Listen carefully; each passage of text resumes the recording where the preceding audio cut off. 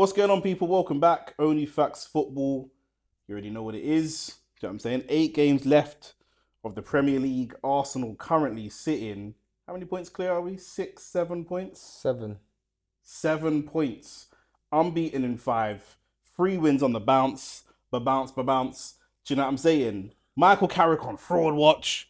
Pep Guardiola on fraud watch. Who else is on fraud watch? Arne Slot on his way out. Unai Emery running away from the touchline. Do you know what I'm saying? Man don't want to shake hands. Man still thinks it's COVID. Do you know what I'm saying? West Ham getting a win. Man City, bro, West Ham get a win. Nottingham Forest get a draw. Tottenham potentially They're playing today. Heading for relegation. They're playing today still. when you leave Who and go they watch playing again? Crystal Palace. Crystal Palace, isn't it? They are playing Crystal Palace. Igor Tudor, apparently. Have you heard the rumours? No. Rumours of a sacking potentially after two games. After 2 games.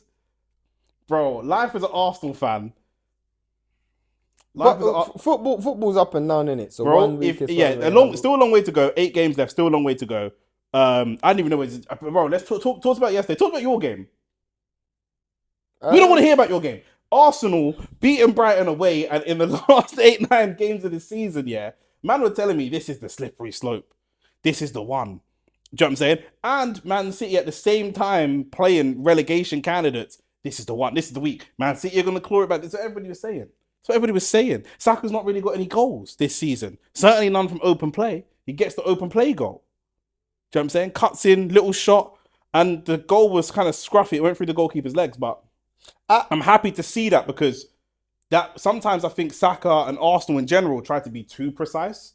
And you start to get the feel that, like, Saka's either going to get a corner and get an assist from there, cross the back post. I always back him to get assists. But in terms of goals, it's like he's waiting for the slappers. He's waiting for, like, the real slappers. Top bins cut in like a man. But sometimes you need to score a scrappy goal, bro. It's ugly. It's messy. It is what it is. You just got to get the win. You know what I'm saying? I actually think Brighton played really, really well in terms of the press and all that kind of stuff. We ain't going to get into all that. But the main thing is Arsenal won and ground out the result. And it just gives us 2 points extra, little buffer that nobody really saw coming.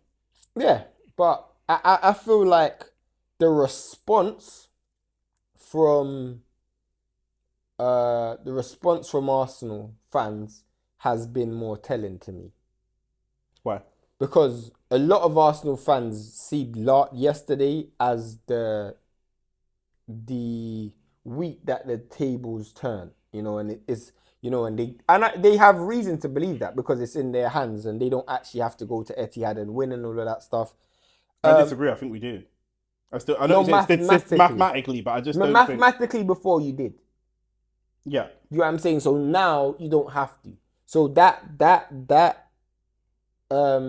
buffer is a good. It is momentum to push you forward. But I just feel like the way the Premier League's been, anything can happen. I just feel like you're gonna have way more weeks where it could be you on the other side. You know what I'm saying? You will drop points, City will drop points, and it's gonna be one of those ones where it might go down to the final game. Like, City still got a game in hand. City can go and beat you at the Etihad and lose the next week. You know what I'm saying? So I don't feel like I would rather be in Arsenal's position than City's position, because they got the points on board.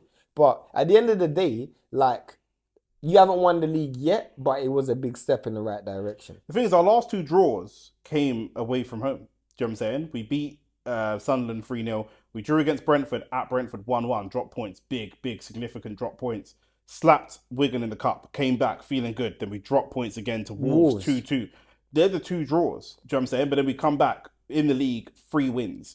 Do you know what I mean? About, and it was a pressured time, because you had 2 London derbies and City was playing before you in both games. The last game you were both playing at the same time. So the pressure was there. Here's where it gets interesting, though, because is the cup final before the City game or after the City game? After. The cup final's after. I'm chatting shit. It's before. That's what I was gonna say. Yeah. If the cup final's before, I think a lot of pressure rides on that. I think if City go out and beat Arsenal in the cup final, I think from a confidence perspective, your confidence would be a bit shattered. I don't know if our confidence would be shattered, but it would not shattered, but it would definitely take a hit. It would definitely take a hit. It would definitely take a hit. But we've got to see where their squad's even at, because between then, it's only FA Cup. It's FA Cup. It's only FA Cup that they play in between then, isn't it? No. They play Newcastle in the FA Cup. Yeah. Then they play Real Madrid. Okay. In the Champions League. Then they play West Ham in the league on that weekend. Then Champions League again, and then we play the final. Yeah. Do you know what I mean? Whereas we've got Mansfield. Yes, I'm shit. We've got Mansfield in the FA Cup. No, Mansfield's a great team. Play good football. Go on. Leverkusen, Everton, Leverkusen again, and then Man City. Everton game might be tricky. Yep. I've been watching Everton. It's at home though. Yeah. But Everton still play good football. Outfit, Everton still play good football. I still think you'll win, but if you look going to that, it won't be easy. I actually don't think you lot are going to have any. I think you're going to win the league, but I don't think you're going to have any. You will have some, but I think a lot of your games are going to be like the Brighton game. We're going to have to grind out results. Yeah. Because you are going to be playing. I agree, but the one thing I would say is that we've played not entertaining all season. We're very set up as a team to grind out results. That Brighton game last night, that's very much how we play football. To just grind out a result. Do you know what I mean? If you're playing Arsenal right now, I know you guys did a really good job against us and kind of caught us by surprise, but I think it's difficult for managers to think, right, what do I do? Because you go and press these, man. If your team's not great, there's a good chance you get bopped off the pitch. You sit deep, you could continue. The issue is, and I was going to bring this up when we talk about Carrick, but the issue is in football, now in the Premier League, you have to be very versatile. Yeah. The reason why is because with the amount of technology and like data, teams will literally set out differently. Back in the day, man did what they did. Literally. Do you know what I'm saying? Stoke, everyone knows, corners, free kicks, long balls, throw-ons, fouls, tackles, dirty play. Like, Stoke do what they do. Do you know what I'm saying? Even early Pep sides, the kind of advanced tiki-taka type style, or even Barcelona sides, do you know what I mean? You know what they're going to do. They do what they do. Pep's early Man City teams are not going to sit 11 men behind the ball and grind out a result. Even if it's 1 point to win the league, they're just not going to do that. Yeah. They actually can't do that because they don't have the players to do that. Do you know what I mean? So they're almost too good. And their issue yesterday that they played. Yep. Their issue yesterday was the fact that, in my opinion, it was the first time I genuinely felt City felt the pressure of Arsenal. I know that it wasn't because they said it before. When they got, was it Nottingham Forest last time they played? When they got the late goal. Ball flicked onto Haaland. Haaland flicked it over. Bernardo Silva just scrapped it in. Was that not Liverpool? I think maybe you're right. It was Liverpool. They said in the post-game press conference, they said, are you feeling the pressure? And they said, yeah. They said, if we didn't win this game, we were out of it. So they'd already said that. And that was like 3 or 4 weeks ago. Facts. So I knew they're already feeling the pressure. And the other thing is with Man City as well, Semenyo's class, Shirky class, but they still, especially in the early part of the season, very, very reliant on Haaland. And it still looks like no Haaland, no party. Yesterday wasn't down to no Haaland. It was down to no game management, bro. Yeah. They went to what they were 1-0 up. Yeah. And then, to be honest with you, the goal to make it 1-1, you can't really say that, blame that on game management. But they went 2-1 up with the Rodri goal. Yeah. And that was poor game management. The way they managed the game after that was horrible. And I wasn't watching it. How did they play? So for me, I saw the highlights, the goals, but I was watching the Arsenal game. So for me, I didn't watch the game live. I was watching United as well. But when you looked at, I just remember the goals, the minutes in between the goals. And when I ended up hearing like what the City fans were saying, it's like, bro, them man literally didn't realize this game is 2-1 and the other team also won a goal. I felt like they forgot that this team's in a relegation battle. Yeah. A lot of the times in the previous seasons, you can beat them. Yeah, when you're talking about the last 10 games in previous seasons, how much of the times were they playing teams that were already relegated? Yeah. Or already middle table, already on holiday? Do you know what I'm saying? This season, no one's already Wolves, who are supposed to be all-level relegated. I was going to come to that. They've only got 1 loss in the last 4. I was going to come to that. Like, Wolves are hilarious to watch. They drew with us. They beat Liverpool, and they're almost already relegated. They're playing for vibes. Like, if you're a Wolves fan, I don't know if you're enjoying this or hating this because you've waited until you're already relegated to just turn up and start playing football. And that's my point. And I'm looking at them and I'm like, in the league right now, a lot of the intimidation factor that City had in previous seasons, they don't have. Yeah. And it's like, they just felt like they should have won it because they're City. And I'm like, no, these men are actually going to still keep trying. Yeah. And they should, you brought up a good point. Whereas Arsenal would go 1-0 up, and people have criticised you lot for not killing the game, going 2-3. But you lot had the understanding to, you know what? This is actually a game where we have to hold off for a 1-0 win, you know. City don't do that. Yeah. City don't do that. And I feel like, for me... You'd be asking them to do very different things. Like, we're, you know, late on in the game, we're subbing off Zubimendi, ball playing, centre mid, all that kind of stuff. Bringing on Christian Norgard. Who do you take off in that City team, and who do you bring on to just tighten things up? That's just not really the squad but I also that's feel been built. Like it's the way you play football. So instead of it's trying to recycle possession instead of still trying to go for goals. But as you said, it goes back to the plays that they have. Plays like Semenyo, plays like Cherky, obviously Doku. They're going to keep going. I don't know if Doku played, but Doku's another one. Yeah. These men aren't recycle possession players. Yeah. These players are, I mean... Haaland played yesterday, so I'm going to get shit for that. I didn't even realise he played. But yeah, they took off Ayton Nuri. They took off Semeni. They took off Cherky and Foden. Hang on. They took off... and they brought on Doku, Savinho, and Kusanov. So again, more attacking players. Who I can't see the times. What was the goal at the time of the second goal? It was 14 minutes after whose second goal? What time was Rodri's second goal? 62, and then Elliot Anderson 76. Okay. So they're up for a bit of time. They actually went up pretty quickly after Gibbs White. Gibbs White was 56, and then Rodri scored in 62. So I remember that because I was watching it on BT, and they were giving the goal alerts for every other game. Yeah. I didn't even focus on. I just assumed mentally they got the 3 points. Let's just leave it. I just watched the Arsenal game. Mm. Actually, I don't think I even realised until like late. I don't know if you saw my story. I posted on my Instagram story like late, but it's like 1 a.m. I didn't even realise till people started messaging. Because obviously Arsenal won, United lost, City lost, Liverpool lost. So you know what that means? Group chats are just quiet. It's a site that I'm in about 7 group chats. My phone didn't go off. I was like, rah, it's very quiet today. Yeah. That's what prompted me to look at the scores. Because Chelsea not lose as well. Chelsea dropped points. Chelsea is shit though. Who did Chelsea? Nah, they smoked Villa. Oh yeah, they won. That's why I said the thing like Unai Emery, bro. Unai Emery running down the touchline, running down the thing. So we spoke about Arsenal. We spoke about Man City. Where are we going? Let's go to the Northwest again. Let's stick in the Northwest. You're not from there, so you might not know. The Northwest is where Manchester and Liverpool are. Manchester United. Yeah. Talk to me about Michael Carrick. You have to lose at some stage. I think since Carrick's come... You're equal on points with Aston Villa in a top 4 race. Mm-hmm. Yeah. Yeah, I'm just letting you know. It's there. We're still ahead of Chelsea and Liverpool. Yeah, but you want top 4, right? Yeah, we're 3rd or 4th. You're 3rd, but you're joint with the team that's 4th, which is Aston Villa. I know. Yeah. And it's part and parcel of being in the... So... Here's where you were telling me last week, if we win and you lose, we're in the title race. I said that for the Spurs game. I said if you lost to Spurs. I said we're not in the title race after you beat Spurs. But my point... So if we didn't beat Spurs, you'd be in the title race? We would have been in the race. We wouldn't have won the title, but we would have been in the race. We're 16 points behind us. Well, at that time, you would have lost... You would subtract 3 points as before. Subtract 6 points, and then we have a game in hand, which makes it 7.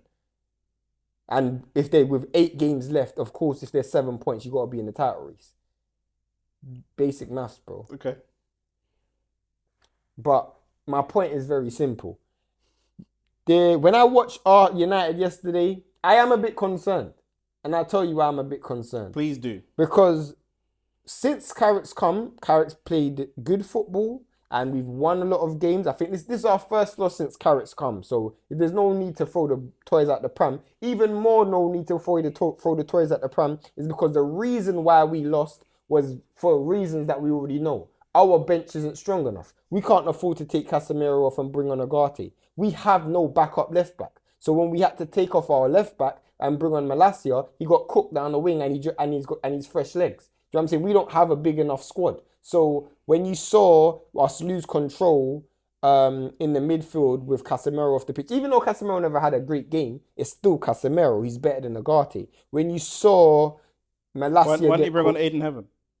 In centre mid. This is what Man United fans are saying. I should have brought on Heaven instead. Oh, instead of Malacia? Yeah. I don't know why. I don't know why, but we're beefing over 2 dead gal. It doesn't make a difference. But Aiden Heaven isn't a left back. The problem that we have is Aiden Heaven dead. Huh? Is he dead? No, he's a good centre back. Like you said, we're beefing over 2 dead gal. He's not a left back. Okay, fine. So he's a dead left back. Yeah, he's a dead left back. We're beefing over 2. The problem is Carrick's come into a team where we don't have the squad depth. So that's what it is. But here's the thing where I'm not concerned, but I am concerned about certain things. One, since Carrick's come, we've gone behind in too many games. And we're winning from losing positions. So we went behind against you and we came back and won that game. We went behind against who did you go behind against City or no? We went behind against Everton? Is it Everton? Maybe. No, it was 0-0. That was a 0-0. We won 1-0. There was a game we went behind against West Ham. There was also a game where Sesko scored the winner. That was Everton, no? Yeah. The winner's Everton, yeah. Yeah, Everton, West Ham. Yeah. Arsenal. Did you go behind against Fulham? No, that was it's an own goal. Yeah, went behind against who did we just play yesterday? Newcastle. Mm-hmm. So I think that's the 5th game since Carrick's come where we've gone behind in the game. So I'm like that. I'm worried about because 1, we're not starting games fast enough, but 2, the biggest thing is, as I was saying earlier about being adaptable in a season or with your team is. When we were playing good football against City and Arsenal, teams started to make adjustments. And you started to see teams go, you know what, like, because you remember proper shit before. We were proper shit, so they were taking the game to us. Yeah. Then, when we were starting getting, like, balls in behind and, like, running at defenders, teams started to make adjustments and play low blocks. Then we've started to see adjustments to that. Mm-hmm. So now, we're starting to see teams adjust and Carrick isn't adjusting as fast. For example, after the game on the weekend where we won 1-0, we should have known we can't start Mbeumo. If we're going to play this style of football where we're playing against low blocks, Mbeumo can't play right wing. Man were telling me that he's better than Salah, he's better than Saka. That's what man were telling me. He's not, but I understood why people were saying it because for the function when we're playing against teams with a high line, Mbeumo's good. But when you got 2 banks of 4, Mbeumo's useless. He's actually useless because that's not his game. That is also, just for the record, the kind of style of opposition that Salah and Saka have almost consistently played against. Exactly, but because we were so shit, teams weren't going up 2 banks of 4. Man United fans just have no ball knowledge, basically. No, but again, as I've said, you can't watch someone play against low blocks and put up numbers like Mo Salah, then watch someone play against high lines and running behind it 2-3 times, and then be like, yo, this guy's better than Salah. No, I never said that. But it's down to Carrick, and this is where I'll be critical. It's down to Carrick to make that adjustment and make the analysis and say, you know what, that was wrong. For example, this is what we were always waiting for. We were always waiting for Carrick to have to go to the... Being a football manager is just like being a football player, where it's like, okay, cool, you're Aiden Heavens having some good games here and there. Now can you step up to that level? Now can you... Do you know what I mean? So Carrick's come in and he's taken the game by storm and he's caught City and Arsenal off guard and whatever. But now people are adjusting to you. Can you then go to the next level again? Do you know what I'm saying? And that's what it is. And to be fair, like you say, Carrick's only lost 1 game, so he shouldn't really be called into question. Obviously, people are saying, oh, because Newcastle got a man sent off, that we should have won the game. But you did play against for 45 minutes. You played. No, but Carrick went to win the game. That's why we lost. He took off Mainu and he was playing Ugarte and Bruno in centre mid. And he played a 4-4-2 to try and win the game. They hit us on the break. So he went to win the game. So I can't be vexed at that. He played with Ugarte and a Bruno midfield.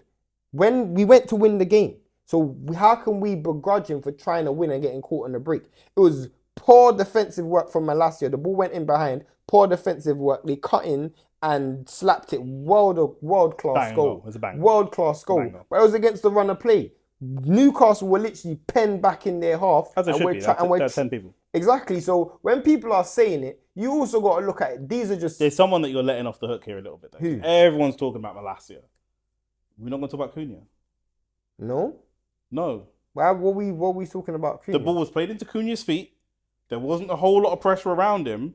And without pressure, he just popped it off into the path of a midfielder. Then that midfielder played it, and then it went. I haven't seen any Man United fans talk about Cunha. Everything was just attack Malacia. You know who I attack? Go on. I attack Mbeumo, bro.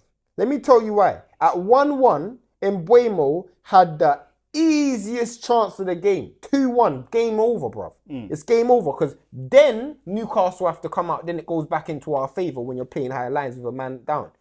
That was the game. That was the game-changing point for me. Yeah. When Mbeumo missed that sitter, I was like, yeah, we're probably not going to win this game. Yeah. So for me, that was probably the biggest turning point. But yeah, Cunha made a mistake as well, but that's part and parcel of, I don't know what Cunha was doing, to be honest with you.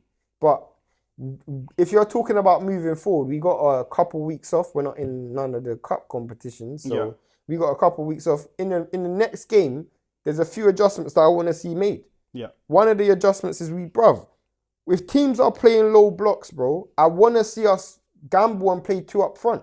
And we were asking for this, and he did do it. So I give him the credit for he gambled and he tried. But the issue is we just don't have the cover in other positions. Yeah. And I said this a couple of weeks ago on the same show, or a week ago. It was like the person who we're really missing, because since he's gone, we have not played diverse enough football, is Dorgu.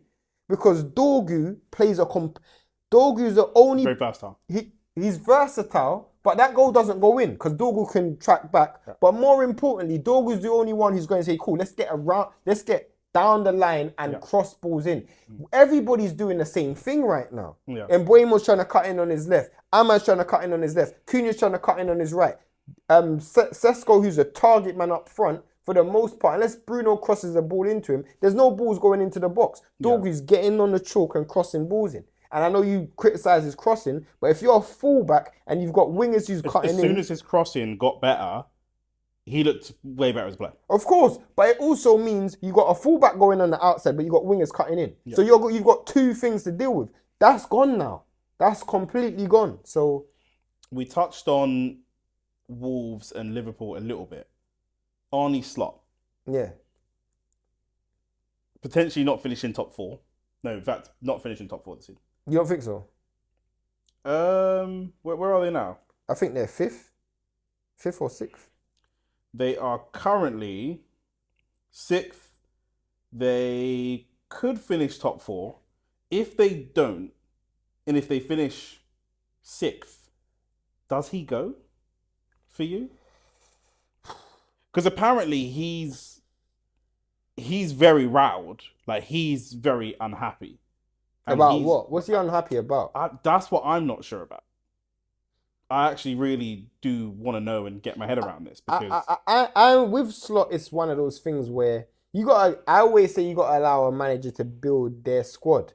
But the problem is, this Slot reminds me a lot of Conte when he first went to Chelsea, where his first season he won the league with Mourinho's team, and it was like, rah, I'm someone, and they gave him license to do whatever he wants. And I think the season after that they finished 7th or 8th, and it's like, maybe we shouldn't have given him so much license to do whatever he wants, because whatever he wants is a load of fuckery. Yeah. So you know what I'm saying, it could have been a that situation. I'm not sure, but it reminds me a lot of that. It reminds me a lot of, you earned the right to do whatever you want to do because with somebody else's squad you won the league. How much? Do you know what I'm saying? But they have to think about the mechanics of how a football club works, though. Do you know what I'm saying? Like, if you've won the squad with someone else, if you've won the league with someone else's squad, that shouldn't mean I give you all the money to change up the squad. But they did. Do you know what I'm saying? Like, I'm just saying, like, that's just terrible logic. Do you know what I'm saying? But apparently, you know, do you think that Liverpool fans have the right to be as pissed off? Do you know what I mean? Klopp was there for 8 years, and as well as he was remembered, he won one league. Yeah. So if this guy's come in and won one league, and it's like, do you give him time to say, I think actually you can identify the weaknesses and put it right, or no? It's tough. You know why it's tough? Because I feel like I don't feel like Slot has improved Liverpool. No, he hasn't. And that's why I would be, if I'm a Liverpool fan, I would not mind I would not be against the fact of him getting sacked. Because here's the issue. We're comparing Liverpool to the likes of United, Chelsea, Aston Villa. That's who we're comparing Liverpool to right now. Whereas a season ago, when Slot first came in, he was with Arsenal and Liverpool. But we're comparing him with Chelsea and United, who are in transition. If that transition gets better, how far does Slot take us back? because he's not improving us. Yeah. He's like, you can say he won the league with you, but he won the league with you with another man's team. Yeah. That was also a very depleted and not a strong City, and it's not as strong of an Arsenal as we're seeing this season. So you have to start asking some questions. Yeah. For me, I don't think Slot has a right to be vexed though. Slot definitely doesn't have a... Slot of all people doesn't have a right to be vexed. Yeah, he's been backed more than... You've been backed, bro. Yeah. Yeah. You was backed, fam. You got the opportunity to sign the likes of... You went and raided the flipping... you brought in Gravenberch. No, he didn't bring Gravenberch. Gravenberch was there before. He brought in Frimpong, though. He was... Frimpong. Wirtz. He brought in Isak, Ekatike. Kirkes, I think that was more of a club signing, though. I don't know how much of a player. I think Ekatike was a club signing as well. He's been good. Yeah. But there you go. Yeah, it could be all over. Touch on this really quick. Pause. We spoke about it a little bit before, but Paul Scholes' post about Michael Carrick. He said, for anyone who hasn't seen it, Michael, after they lost yesterday, he posted on his Instagram, Michael has definitely got something special about him, ... because United have been crap last 4 games, ... night with a kissing emoji. And then it says Tonali with a love heart underneath. Someone must have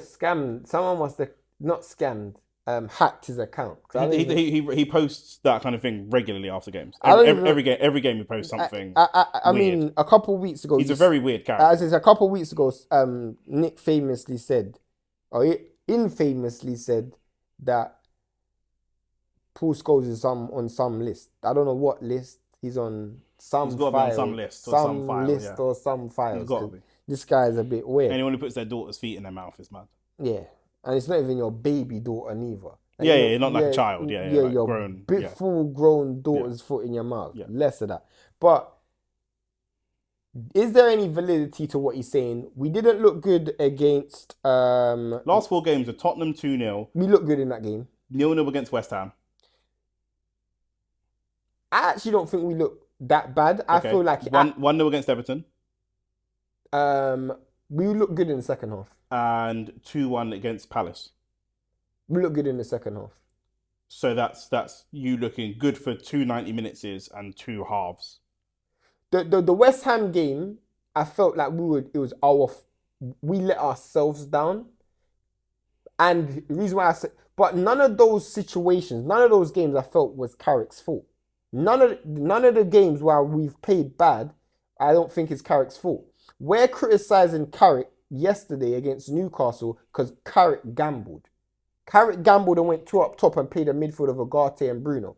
I'm not going to begrudge a manager for that. I also think that it's in Carrick's DNA, right? So like he comes in, he beats City 2-0. He beats Arsenal 3-2. The vibes were, we're back. Not just, okay, the squad's still got a way to go, whatever, but we're seeing attacking football.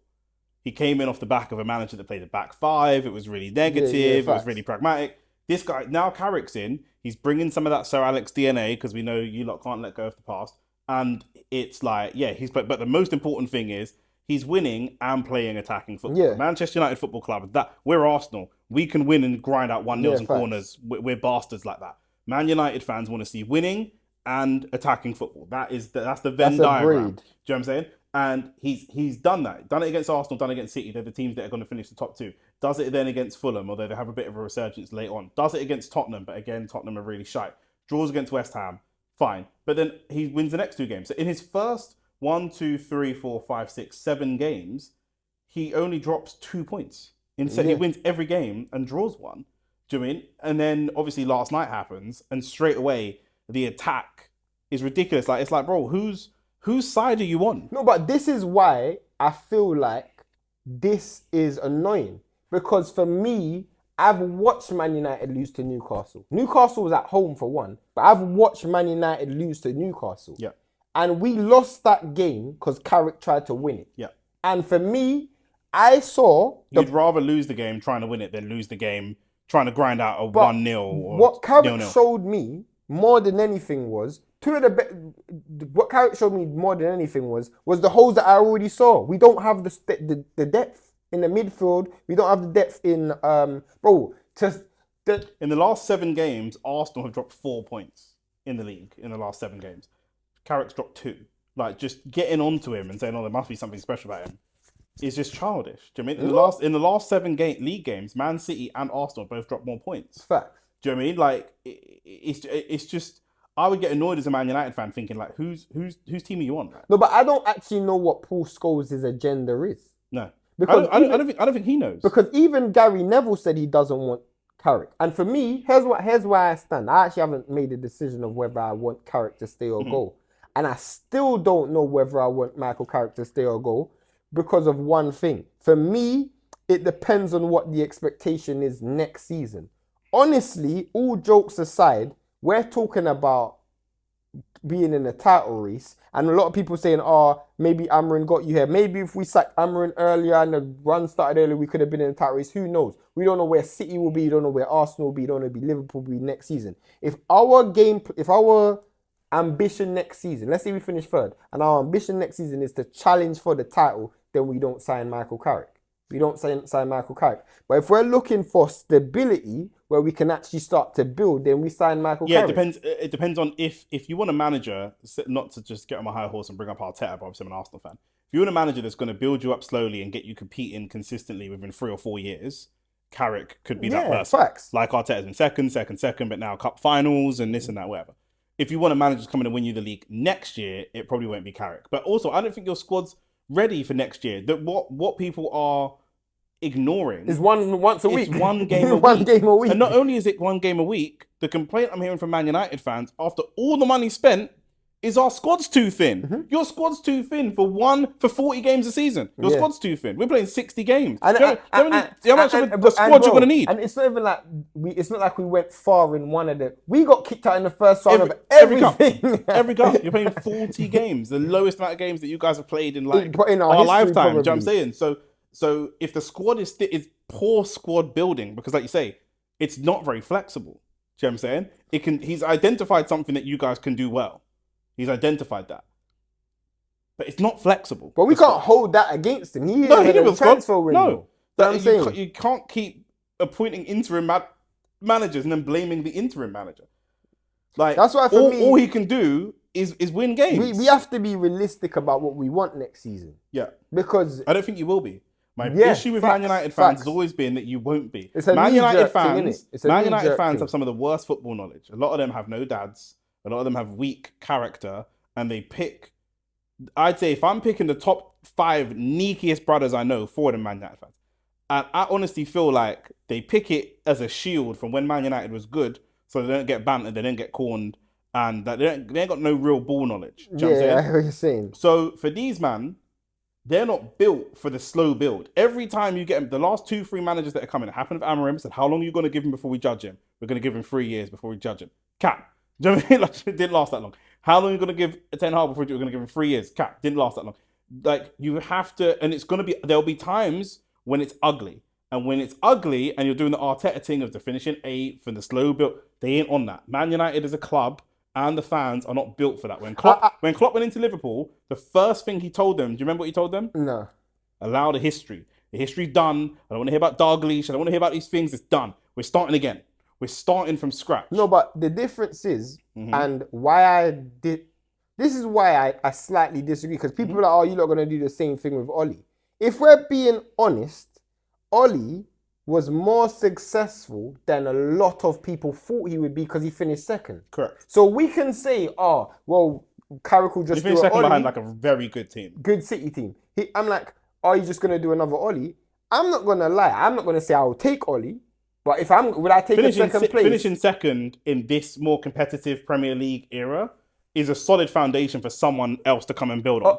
Because you're not going to go and win the league next year. Of course not. And here's why I'm so annoyed with the way people look at how Man United are right now. We are playing good football and we're in a good position because we're playing 1 game a week. Because a lot of teams... Your fans will take what you've done in the last 7 games. You know what they're going to do? They're going to extrapolate it out across 38 games and then say, if we do this, and obviously that's not how football works. Of course. If we do this across the league, we could look at the points tally we'd have. Not even just that, bro. It's the fact that people forget that A lot of the games we won at the beginning was because teams were coming at us, bro. They were literally attacking us. Yeah. And it played into the likes of Cunha and Mbeumo ain't got a goal in 5. Why do you think that is? Yeah. Why do you think that is? Yeah. As soon as Carrick came in, Mbeumo was scoring for fun because teams were attacking us. Now they've gone into a back 4, a 2 banks of 4, and Mbeumo has not got a goal in 5 games. Yeah. What do you think that's because of? Yeah. That's how football works. And I'm like, if you sacked him when I said to sack him, Amorim, I wanted the Amorim gone after the cup final. Yeah. We wouldn't be in this position, but we're in this position. So for me, do I want Carrick to stay? If the club is going to have an unrealistic perspective of Carrick's ambitions next season, then no, I don't want Carrick to stay because there's no point. Yeah, he's going to die. There's no point. He's just going to die. And halfway through the season, we're looking at him and we're sitting in 4th place, 10 points off the league, and then people are like, no, he's got to go. I'm like, bro, what? Yeah, it's not realistic. You know what I'm saying? We're not. Are we going in the right direction or not? Yeah, that's exactly the question you have to ask yourself. That's what Arsenal fans are saying about Arteta, but now we were on that train for a long time, don't get me wrong, but that's where we were. You guys have got Aston Villa coming up at home, Bournemouth away, Leeds at home, Chelsea away, Brentford at home, Liverpool at home, Sunderland away, Forest at home, Brighton away. Mm-hmm. Where do you think you're finishing this year? I think we'll finish 3rd. But I'll tell you why I think we finish 3rd, because I think the teams around us will drop a lot of points as well. I think Aston Villa and Chelsea and Aston Villa will both drop a lot of points. And I think Liverpool will as well. And the fact that we've got the buffer, I feel like we got to play Aston Villa and Liverpool still as well. I'll back us. And Chelsea. You're playing all of them. Yeah. You 3rd? Yeah, I have to back us to finish 3rd. We're 3rd now. Yeah. And I think Aston Villa. If you finish 3rd, how much of that do you put down to Amorim? None. I put that. The reason why I say that is because, for me, I always looked at Amorim as the hindrance. Yeah. Because I've always saw that in certain games, bro, when we played you lot at the start of the season, or when we played Liverpool, there's certain games that we played, and I'm like, bro, this team shouldn't be 16th or 15th or wherever hell we was, bro. Yeah. It was Lex telling you about, we play good football. Yeah, all that crap, bro. You know what I'm saying? And there's a process and all of that shit, fam. Last topic on the show. Like the video, subscribe to the channel. We're going to be live for all the Arsenal games coming up. We'll be live for some of the Man United games, but we're going to be live to see the end of the season. Come and lock in with us. There was a Ramadan... we're in Ramadan right now. There was a breaking of fast. Man City had 3 Muslim players and they broke the fast. I think it took about 2 minutes to do. Went and got some water, some bread, and the Leeds fans... Bread? Oh, you need food to break fast. I mean, who's going to want to break fast with bread? But just like a little snack. But the point I'm trying to make is that it was something small. Yeah. I mean, they didn't have a loaf of bread. It was literally like ripped off a piece of bread, had a little rip off bit of bread just to break fast. I think they might have had some fruit as well. The Leeds fans then took it upon themselves to boo, and this has just caused ensuing debate. Do you know what I mean? And there's a lot of comments that were on TalkSport. TalkSport took the comments off of one of their videos. I don't know why. It's also weird because they took the comments off some of their videos about the topic, but they got other videos about the topic where they didn't take the comments off. So I'm gonna let you know this. No matter how big OnlyFacts ever get, if comments are ever blocked on the channel, it's not because of me. Either it's because of Nick or YouTube. It ain't gonna be because of me. Because I genuinely feel like this is a discussion that is worthy of having. Talk to me. To me, I'll lay out my position very quickly. I grew up in West London. I grew up with a lot of Muslim people, as well as a lot of Christian people, Jewish people, Sikh, Hindu, whatever. Some covert Jews, but you know what I mean, they're more on a covert thing. It's not been that deep. This, to me, the weird thing about the booing for me, the weirdest part about the booing, is this the first season they've stopped a game for players to break fast? I don't know. I presume not. When do you think they first started doing this? Maybe 15 years ago, 10? 2021, so not quite 15, okay. But that was the first time they did this. And the other players, and before that, players would break fast at half time and different things like that. But this is year 6 of us doing this. This is why I was so confused to see the booing, because we've been doing this. Do you know what I'm saying? It's like when a white guy comes to Brixton, I don't know, obviously there's a lot of racial tension in the country or whatever, but I don't know if you've seen it, there's a lot of videos of Northerners or even Europeans who aren't like white Europeans come into England. They're all like right wingers. They go to England, they go to like a really black or really Asian part of London, and they just make a video walking down Whitechapel or Tottenham or Brixton. And they go, oh my God, it's taken over. Like, you can't see a white face anywhere. Blah, blah. It's ridiculous. There's loads of white people living in those areas, but it's and so that's why I was that's why I didn't understand it, because we've been doing this. This is year 6 of doing this. Do you know what I mean? Like, it's not a new thing. It's not even like it's year 1. Do you know what I mean? No, but it's the climate, innit? That's why I think it's racist, because like you say, if it's coming from a place of the climate, then the climate is currently racist. Do you know what I mean? So I don't know, but I think you have a different view. So I want to hear your I don't necessarily have a different view. I'm actually open to being swayed one as a fallibilist, as I always like to say. I'm open to having an alternative. You're not a fallibilist for everything. Huh? You're not a fallibilist for everything. For most things. When it comes to Ryan and Devin, you know what I'm saying? Yeah, when it comes to Ryan Garcia and Devin, you don't come to that. When it comes to Turkey, I feel like I've got enough information. When it comes to calling Turkey His Excellency, ain't no fallibilist. I got enough information. You know what I'm saying? You know what I mean? But when it comes to dating white gal, he ain't no fallibilist. You know, I ain't got a firm position. So, yeah, in fact. Do you know what I mean? So all of a sudden, no, but in this situation, I'm genuinely open to, because here's my thing. I don't take football that serious. I don't take sport that serious at all. At all. I do. So for me, someone's religion and someone's belief system weighs way more than a sport. For me. I disagree. I don't take people's religion that seriously. No, but I do. Because for me, this isn't life or death, bro. No. For certain people, their religion is that's what keeps them going. Now, I understand it's a player's livelihood, but here's where I'm kind of being a bit contradictory. Because I'm like, if I'm employing you and I'm paying you, I'm employing you and paying you to be the best version of yourself. If you are fasting... That's not necessarily true. I don't pay... That's not necessarily true. You could never tell me that.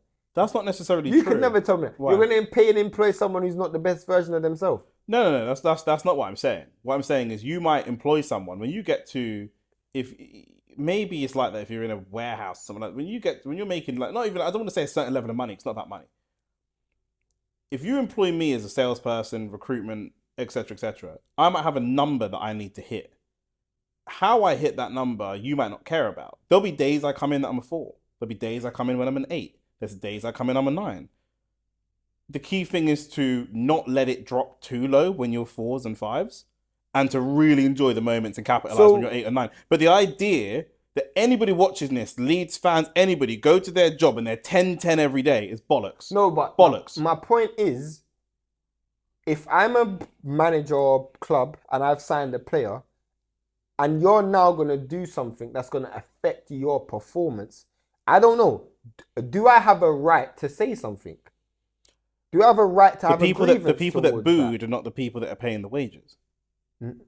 I feel like if you're a football player, yeah, and you play for a club, you represent my club. So I pay to see you play. Representing the club is more than just playing, though. This is where you and I always have this. We get into this argument all the time, where you have this very minimalistic view. You know the history of football in this particular country. So you might say it's not life and death. You don't take it that seriously.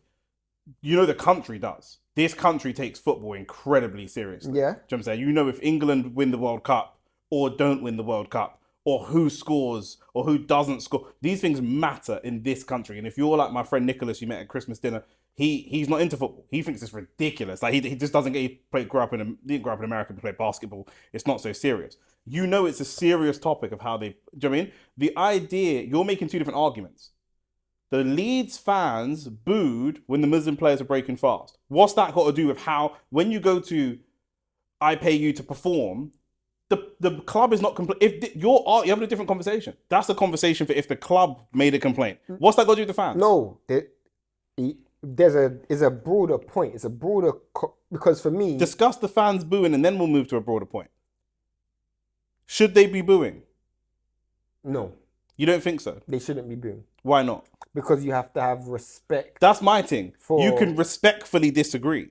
Yeah, exactly. You can respectfully disagree. Yeah. When people were taking the knee for BLM and different things like that, in Broxbourne, this is during COVID, I remember I saw a video, there were men walking up to them, spitting at them, being really abusive. That's not acceptable. You can respectfully disagree. Mm-hmm. I'm an atheist. I'm not religious. But you can still be respectful. Do you know what I'm saying? We've seen people do a 1 minute silence for somebody that's passed away and someone started booing or making a noise. Yeah. That's just disrespect. Do you know what I'm saying? I've heard some mad ones. Yeah, still. So it's always going to be... But football is also a sport that's grounded in disrespect. There's a lot of disrespect. Do you know what I'm saying? But people are... We had this argument about Mason Greenwood. Footballers are held up on a pedestal. But, you don't think they should be, but they are. But here's why I'm torn. Also, the Man City asked Leeds if this was okay. The Man City players asked Man City. Man City said, that's fine. As they fucking would, by the way, because they're a Middle Eastern run club in the first place. It'd be very bizarre for them to turn around. Do you know what I mean? You enjoy it when it... I'm going somewhere else. Man City then asked Leeds, is this okay? They said yes. Emmanuel Petit on TalkSport, Arsenal legend, of course, said, you know, there's breaks all through the game. There's breaks for VAR. There's breaks for corners. Arsenal delayed the restart of play for 30 minutes against Brighton to slow the game down. 30 minutes. Individually for do you know what I mean? So the game is already moving slower and slower and slower. This was 2 minutes for breaking fast. What could this be if not racism? For me, I genuinely feel like... And people are going to say it's not a race, but you get what I'm saying. It's not just... It's just 2 minutes. Like, who cares? It's just 2 minutes. You shouldn't actually have a problem with it. They're breaking the fast for 2 minutes. You go back into the game. But I just feel... For me, I'm not even going to lie to you. Say how you feel. You're still wanting me to talk about the booing. I have an opinion about the broader idea. What's the broader idea? Why have you got an opinion about the broader idea of Ramadan? The broader idea of You're Ramadan. You're not Muslim, I'm not Muslim. Why are we discussing Ramadan? When it comes to football, when it comes to sport. Okay. Because we had this conversation when it came to boxing, bro.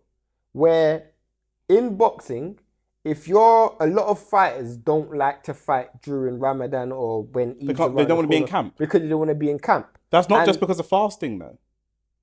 No, a lot of that's got to do with fasting. How many do you think you know more Muslim people than me? I'm talking about boxing, bro. Do you think you know more Muslim people than me? No. Okay, so let's not do this. That's not just about fasting. That's about being in camp. That's partly about being in camp. When you break your fast and you have your iftar dinner, it's like Christmas Day every day. Everyone comes around, so you wouldn't want to be in camp for that period of time. Just like a lot of Christian people don't want to be in camp for Christmas. But you also have to understand that what you're doing it's conflicting. That's why I said to you. What's conflicting? Because you can't be a fighter or you can't be a football player and be giving me those excuses. It's not an excuse. Hold on, wait. Take the word excuse and change it. Where's the excuse? Okay. It's not an excuse. When you signed me, did you know I was Muslim? When you signed me, did you know I was Muslim? Yeah. Okay. And you know that I practice... Did you ask me to explain myself? But if you talk nonsense, I'm going to have to interrupt. No, but my point is, here's where I'm conflicting. Because I think a religion takes precedence over football. You're telling me that other people don't see it that way. You're saying that football is an important thing or as important as someone's religion. Are you not saying that? It's not a hierarchical... It has to be. It's not. Bro. Football is a job. I haven't interrupted you. You've asked me a question. So you've passed it back. Yeah, go on. Football is a job. Yeah. Boxing is a job. Yeah. You have a job. Yeah. I have a job. Yeah. Are there Muslim people at your work? Yep. Do they take prayer breaks? I presume so, yeah. But do you know that they do? Well, I've been to jobs where they have, yeah. Okay. Did that bother you? Did that affect you? Did that affect their performance necessarily? No. Were the Muslim people performing to a lower standard than the non-Muslim people? No. If they're performing to a lower standard, you have the right as a manager to say, excuse me, I know that you're praying, but everyone else is bringing in 20 grand a month and you're bringing in 5 grand No, but in football there is though. In football... They won the game. We're talking about broad, across the board. Bro. Mo Salah's been the highest goal scorer for the last 5 years. He's Muslim. Yeah. And he does Ramadan every year. Yeah. And plays in AFCON. Yeah. And he's still been one of the highest outputs. So, Arne, When it was Salah and Mane, they were smoking, man. They're both Muslim. So do you think it's not effective? I'm not Ramadan seeing affect the performance. I'm not seeing that. You don't think Ramadan affects the performance of a player? No. Okay. If Ramadan doesn't affect the performance of a player... The reason I'm saying you're making a silly argument is because we started this talking about Leeds booing. This would be a better argument if you had... Is Ahmad Muslim or is he Christian? Ahmad's Muslim. Okay. If you had 3 or 4 key players that were Muslim and you were killing it, Carrick's come in, you're smoking teams, it's great. And then Ramadan came, and you man fell off a cliff. Then you've got an argument to say, brother, this Ramadan thing's dead. Because now my team's losing because man are fasting. That's dead. That's cool. Then we're having a conversation. But I wouldn't want to have that conversation then. I wouldn't want to have that conversation then. Because then it's already too late. No, but what I'm saying is the conversation as I brought it to you is about these man booing these man. I already made my opinion about that. I already said that they shouldn't boo. So now we're just talking about the performance of people during Ramadan. Yeah. A lot of people do intermittent fasting anyway and don't eat during the day. Okay. So it's not affecting their performance. They're doing a practice that's a religious practice, but there are people that practice the same practice not for religious purposes. You just wouldn't know because they're not doing it for religious purposes. And as long as there are people that are not, there are people that are not Muslim that don't eat pork. You would never know that they don't eat pork. So you answered my point, but then you continue talking. Okay. In your opinion, you feel like if Ramadan was affecting performance, you would have a right to say something. Yes.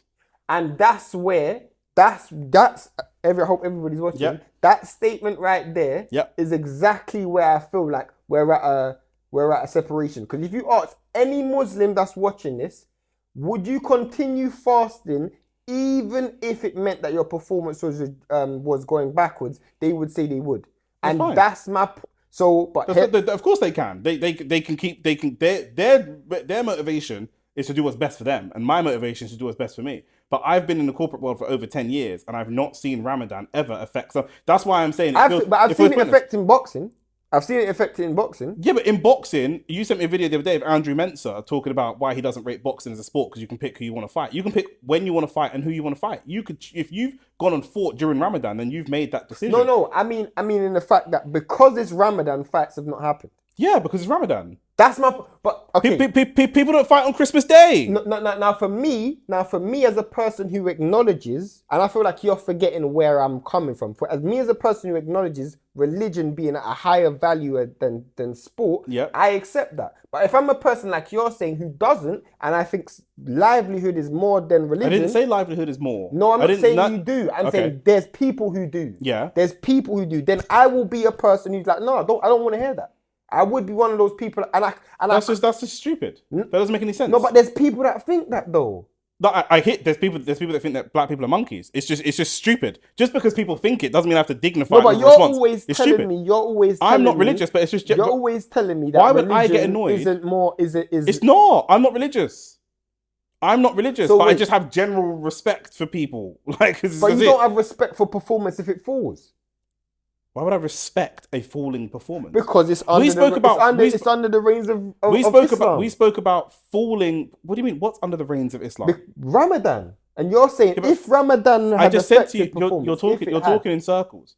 I just said in the last 10 years of my career, I've never seen someone's performance dip because of Ramadan. But you said if it did, you would be If somebody's performance dipped during Ramadan, I wouldn't know it's because of Ramadan. That's not, the performance wouldn't dip because of Ramadan. It doesn't make any sense. So I would pull someone aside. Stop. I would pull someone aside and say, "Why do you think?" I know if they said Ramadan. How? What if they said, because I've been fasting, this is why I can't do it. Then I'm giving you a limited period of time to figure that out because I have 20 Muslim men here whose performance is not dipping. So it can't just be that it's Ramadan. That's not an acceptable answer. You're 30 years old. You've been doing Ramadan since you were 12, 13, 14 years old. This is your responsibility. To figure out. As a person, I don't know what this has got to do with Leeds booing, but I already gave my opinion about that. But now we're just talking about Ramadan in sport generally. I told you that Usyk is Christian. I told you that my opinion was very broad across. Usyk and Tyson Fury are Christian men, allegedly. Mm-hmm. I can't see into their heart. Do you know what I'm saying? So you cannot get these men to fight on Easter Sunday. You couldn't get it. You couldn't get these men to fight on Christmas Day. Yeah, but that's one day, bro. I hear you. The point I'm trying to say is that other religions also observe their religion. Also, bruv, I struggle. The fight day might be fight day, but lots of Christian people do not want to be in a boxing camp over Christmas. I struggle. I disagree, but I struggle. What do you mean you disagree? There's lots of people that have said they don't want to be in camp over Christmas. But there's many people. But Christmas has always had big days on boxing. Agreed. We don't know what religion these people are, but I'm saying there are some people who are Christian who do not want to be in fight camp during Christmas. Yes or no? Am I bugging? There's been a history of fighters that don't want to do. Just because one Christian guy does it, another one doesn't. Not all Muslims fast. Yeah, I know. My friend's Muslim. He's on antibiotics. I struggle. For me, I struggle. You could be. You could be right. In fact, I've never seen. Right. At school, we used to go out and play football. I'm talking at about school. We used to go out and play football. Okay, talk about football. Because at school we used to go out and play football, and man would come and play and be fasted. You would have to. You can just carb. All you do is not eat when the sun's up. A lot of people don't do that. Anyway, all you have to do is wake up earlier and eat earlier. You just have to manage your calories and manage your calorie intake. You're playing football at a higher level. But you're right. At school, but I'm saying they're kids. We were kids. They're like 12. You're right. So the players who played in that game, it didn't affect their performance. They won, so it's a relevant conversation. But I feel like at some stage, this is the conversation we're gonna have. Now, I'm not gonna have a conversation because I don't value football that much. Conversation? What do you mean? Who's we? At some stage, not me and you, but the broader public are gonna. When certain performers start dipping, people are gonna blame it on that. I guarantee you. But it's down for this player to tell you that. Bro, when has it ever been down to a player, bro? People. But I'm saying you can't. But you can't just tell me that that's what it is, bro. I can't date. No, I hear you. I hear you. People do it, but I'm saying I can't date a new gal and you just go, "Oh, you've been shit at the podcast now because there's a new gal." That's why I'm having this conversation now. My opinions is very clear. I genuinely do not care because I don't value religion lower than football. But the people who value religion lower than football will be like, no, just play football. We're paying you to play. I don't care about Ramadan. Now, for me, I don't think that. But I do have to present that argument. If I'm a Muslim and you're saying I don't care about... No one skipped playing football. We've all trained and played exactly like normal. But if we hadn't told you it was Ramadan, let me put it this way. If we hadn't told you it was Ramadan, you would never know. Mm-hmm. You would never know. If the ball just happened to go out or there happened to be a VAR decision, I was run over and grabbed the water and a little biscuit, you would never know that it was Ramadan. Mm-hmm. There's nothing in my performance to tell you that it's Ramadan. So not you, but the ex-person getting angry about that is a fucking idiot. Because there's no way of you knowing. Because as you clearly have said, there hasn't been a dip in performance. Yes. But even if it's 1 out of 50 persons who says, I struggled this month because of Ramadan, I guarantee... They would never say that. They would never say that. That's not a thing. If there was a Muslim person that was struggling because of Ramadan, they would never come out and say, knowing the political climate of this country, they wouldn't say that. They'd lie. Football's very different. I've heard. I've seen it in boxing. But we see man out drinking alcohol. Does that not affect Jack Grealish's performance? Of course. Where's the outrage? You're right. Where's the conversation? You're right, bro. You're preaching to the converted. So it's a cultural thing then. If someone's performance drops because of a culture that I'm not part of, then I'm gonna be screwed. You're right.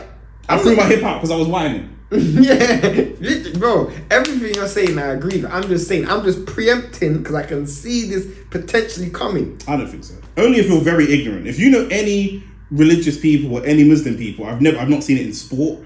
I've seen it in, bro. I've seen it in sport, bro. I've seen it in boxing, the only example you've given, we're talking about performance dipping. You've given me examples of Muslim boxers not wanting to fight or be in camp during Ramadan. Fights not happening because of Ramadan. That's not performance dipping. You said you've seen the performance dip. No. The reason why they did not have the fight camp, the reason why they did not have the fight or the camp during Ramadan was because they knew that their performance was gonna dip. That's the whole point. Of course, but what I'm saying, bro, Ramadan's 1 month. Ramadan's 4 weeks. I know. So there's no fight that can happen now that you want. There's no fight that you want to see in March 2026 that can't happen in May 2026. No. You see fights delayed. We're talking about performance. You've not seen someone go into a ring and not be able to fight because they won't have the fight then. They'll just move. They'll just move it. So what's the problem, bro? I literally just told you if let's say for example. I'll give you the exact example. Give me the example. I was talking about. When Beterbiev and Bivol was supposed to happen the first time, I remember Eddie Hearn saying it in an interview. I don't remember what interview it was. He's like, we kind of have to move the fight further back because it's Ramadan. Yep. And obviously, because of Ramadan, we have to start, like, camp has to start slightly later, and the fight's going to be slightly later. Yep. So that fight didn't happen when it was supposed to happen. Okay. And the fight did eventually happen. And it was a great fight. It was a great fight. So where's the dip in performance? The way I started this was, where's the dip in performance? Here's my point. Okay. Here's my point. Because he couldn't perform at his peak, they moved the fight back.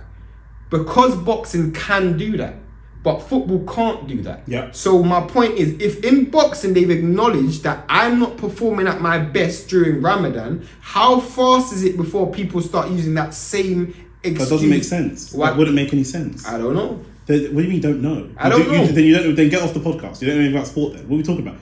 Footballers generally stay in shape all season. It's a season-long sport. Boxers might fight once a year, especially as people of advanced age like Bataviav. So it's going to be an intense 10-week camp. So I can have an intense 10-week camp at any time to get into peak. The skill-wise, I can do everything. I can just get off the sofa and do stuff.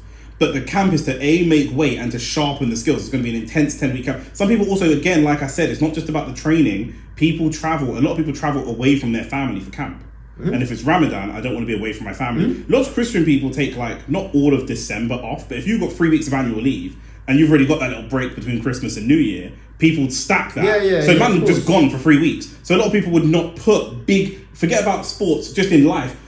People were not bringing out like new products or unless you work in e-commerce or whatever. Lots of businesses are very quiet for the Christmas period. You try to go to lawyers and get shit done. It's quiet because it's Christmas period, and we take that period off. Do you know what I'm saying? So it's the same thing. So that argument would be silly. With that same concept, make your arguments. Don't make arguments on behalf of other people. No, I don't have an opinion. Okay. The reason why, because I don't care about sport that much, so I don't care. Okay. But the only reason why I'm saying is because I'm just saying, even if we take it as you said, you want to be around family, you don't really want to be playing football. Don't be cutting weight. You don't want to be in that frame of mind. You're in a frame of mind of family and religion and God. That means your mind, and I'm not saying this by the way, but that means your mind is not set up primarily and centered around football as fans would want it to be. Wait, what? If during the time of year of Ramadan, where you're saying people don't want to be away from family, I was talking about for boxing. Football's entirely different. Why? What do you mean why? I've already explained why. We're going in circles. Football training is not as intense as boxing training. Training for a football match on Saturday is not as intense as a 10-week boxing camp. Because generally speaking, you don't have to lose 20 pounds by Saturday. So you're already in shape. So you're not cutting weight. You're not stressful to be around. You wake up early in the morning. You can eat before the sun rises. Do you mean you do your prayer to rise the sun, and then you eat when that's and then you eat when it goes down. Also, if Ramadan happens in winter months, then it's calm because the sun's not fucking out anyway. It also depends on where you are in the world. The whole purpose of this conversation was because, as I said at the beginning, and I'm going to emphasize, I do not think this, but I'm just giving a conversation. I'm just bringing up this conversation, one, to play devil's advocate. Don't play devil's advocate. Bring your positions. My position is very straightforward. We should have ended the show 20 minutes ago. No, but that's what I want views in it. You're saying that people would make that argument and no one's made that argument. That would be a stupid argument anyway. Wouldn't it make sense? See, bro. Well, when it happens, just remember we had this conversation. Yeah, don't cuss them no ass. It don't make no sense, bro. Like, I'm down to cuss religious people for nonsense all the time. I'm just going to title this... Islam ruins sports. Oh, Ramadan ruins performance. Yeah, it's fine. Sport. No, just say Ramadan ruins sport. You can just put that as a title. Do you know what I'm saying? But no, it's not a thing. I've never. I've boxed. I played football. Should I choose the title Ramadan ruins sport? Yeah. Raw. I thought you were gonna say no. Why? It's a title to make people click on the video. When they click on the video, they'll see that we haven't said that. Do you know what I'm saying? So they will know who in the comments hasn't watched the video to the end. Yeah. Do you know what I'm saying? Then I'll cuss you, blood. Do you know what I'm saying? Everyone can get cussed, bro. Literally. Then you have to comment back and say, sorry, G, it's Ramadan, my bad. Do you know what I'm saying? That's what it is, bro. You know what I mean? It's affecting my ability to read. Or listen. Do you know what I mean? But that's what it is, bro. OnlyFacts football in the books. Shane being devil's advocate. Of course. As it always is. I don't care about football enough or boxing enough. I don't even care about religion. I just don't like stupidity. That's what it is. Like, it's someone's religion, innit, bro? And good luck Can't to make them. someone affect their Bro, it's football, bro. It's boxing. Sport is a sport, bro. Inshallah, bro. Inshallah. You know what I'm saying? Yeah. The man then put sport over their wife and them things there, you know? Yeah. A mad thing, fam. Do you remember a few years ago, Champions League UEFA were petitioned by a bunch of people's wives to move games because they put away Champions League games. Well, obviously every game's away for someone, but they put European away days on Valentine's Day. Oh, and sweet. mad wives were furious and they petitioned them to move it. So a lot of the time they try to avoid putting games on Valentine's Day if they can. Raw. Yeah. And apparently, like... Because man bounce. Yeah, bro. I don't understand why people love sport like that, bro. Nah, man. Like, you putting sport over your girl? Depends who my girl is. Let me ask you a question. If your wife was in labour, yeah, and Arsenal's in the Champions League final, where are you going to? How many picnic have I already got? No, it's your first picnic. First picnic, I'll be at the hospital. Second picnic. I'll be at the hospital, but the phone will be on the game. Third picnic. Nah, I'm away. Swear? Yeah, man. Third picnic. Alright, cool. What if you couldn't watch the game at all?